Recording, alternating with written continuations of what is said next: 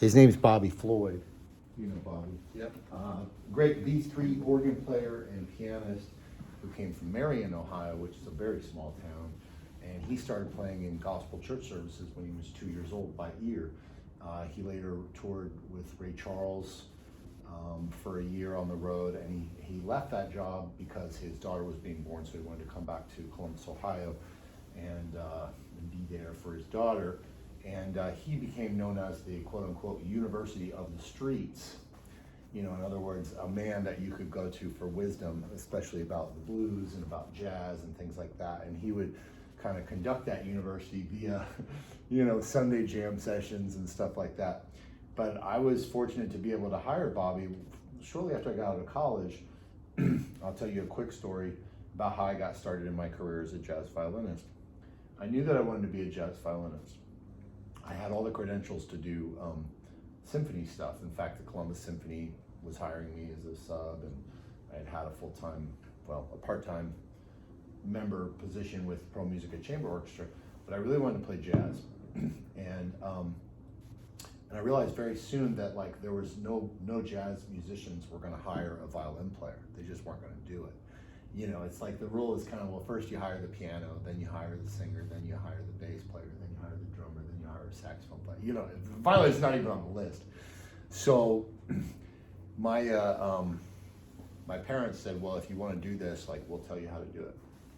And so what my dad said was, he said, call and go speak to managers at restaurants and coffee shops and hotels and ask them if they'll let you do a free short audition for free, with the purpose of seeing how it resonates with their customers, how it resonates with them, and for them to then consider giving me a weekly paid gig. So I called about 15 of these managers, or either went in and saw them or called 15. 8 agreed to grant me a free audition. Of the 8, 4 offered me a weekly paid gig. One of the 4 gave me 2 weekly paid gigs. So then, within a pretty short time, about a few weeks, this is a true story. Within a pretty short time, within a few weeks, I had 5 paid duo gigs. It was a combination of, one was like the restaurant in a hotel. It was called the Delaware Hotel. And then one was like a nice fine dining, another one was like not so fine dining, and then there was another fine dining, and something like that. But it was 5 places. I was probably making, I don't know, at least $600 from those 5 gigs. And they usually were like 3 hours, and you'd have breaks, and they'd give you food and stuff like that. Then on the gigs, I would meet, you know, people that would ask me to play their weddings, and went from there. The point is that because I got those gigs, I was then in a position to learn how to play jazz by hiring the best piano players and guitar players in Columbus who knew how to do it. I didn't know, how do I start the song? How do I solo? When does the solo happen? How do I end the song? I didn't know anything. I mean, a little bit, but not really. And so one of those people that I hired was Bobby Floyd. And this is, probably won't get too much into entrepreneurship, but it's worth making the point that the reason that I am working as a jazz violinist is because of that first lesson that I learned from my father and my mom. And they had run an insurance company. My dad raised 4 kids on commission sales. And that means he didn't eat unless he got a check, unless he sold a policy. And my mom helped run the business too with all the marketing. So she was telling me, get email addresses, you know, put up signage, make sure you dress right, you know, all these things, and telling me how to speak to people. And it was all from that I was able to create opportunities. And to this day, at 50, that I work for myself and that I have some degree of selectivity and to be able to work on my art and raise my family and that sort of thing. So the point is, it all came from the willingness and the ability to make offers and follow up with people. That's why I'm here today. I call, and it doesn't stop. And there's 2 ways to work in the world. You can get a job, or you can work for an employer, or you can work for yourself. And there's pros and cons of either. And I definitely am not saying one's better or one's worse. Some people prefer one or the other.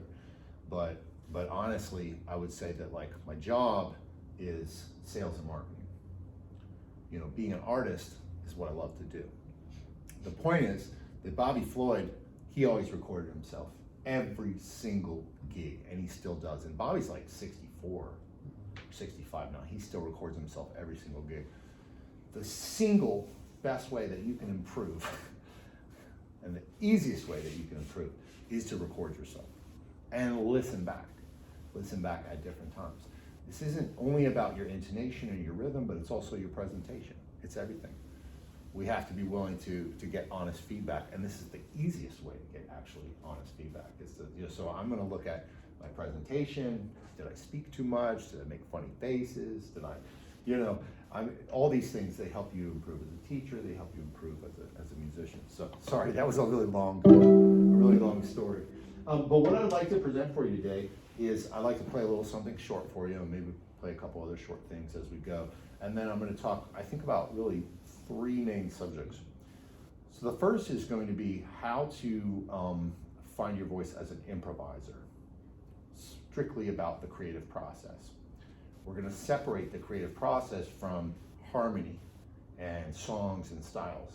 And secondly, I'm going to talk about how to internalize harmony and arranging, and how to think about the difference between different styles of music. I thought there was a third thing.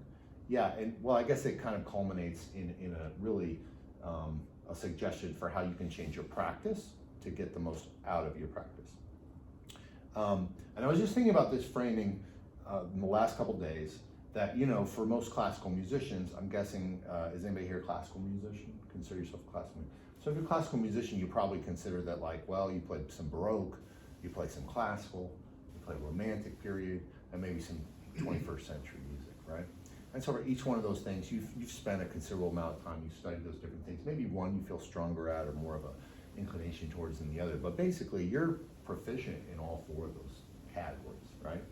And so I'd like to think that I'm very similar in that way. You know, I'm stronger in some ways than others, but basically I've studied those 4 different disciplines within classical music. Maybe there's more, you know, impressionism, I don't know how you want to break it up. But just to consider this possibility that if you also learn universally applicable skills, fundamentals that I'm going to share with you today, that then you could also, like Dr. Carlson, like myself, you could similarly expand that to have some proficiency in, you know, folk styles, fiddle styles, pop music, R&B, Latin styles, rock and roll, and the list goes on and on. That instead of thinking about, like, you know, from this kind of classical mentality about, you know, just learning to play, like when people say, I want to learn bluegrass, well, how do I learn to play with the twang? Right? You know, for example, it's like the twang doesn't get to the heart of what makes bluegrass, I would argue. Certainly it's a part of it, but it would be the same thing as me like moving down to the South from the North 7 years ago and being like, you know, what's going to make me a Southerner if I just learn to talk like y'all like this or something? Like it's a very reductionist, condescending, pandering, minimizing thought process. But that's what we do, not out of any malice. It's just we don't know what we don't know. And so I'm going to try to flip that around for you a little bit today and show you that there are some fundamental skills that you can develop that will put you in a position to be able to do these different things. So is that okay? So I'm going to play a little bit of a bossa nova tune. This is called, or samba. It's called Samba de Orfeu. I'm going to try to do it with my loop pedals. I'm just going to tell you right up front. It's tricky. This one's tricky for me. Yeah.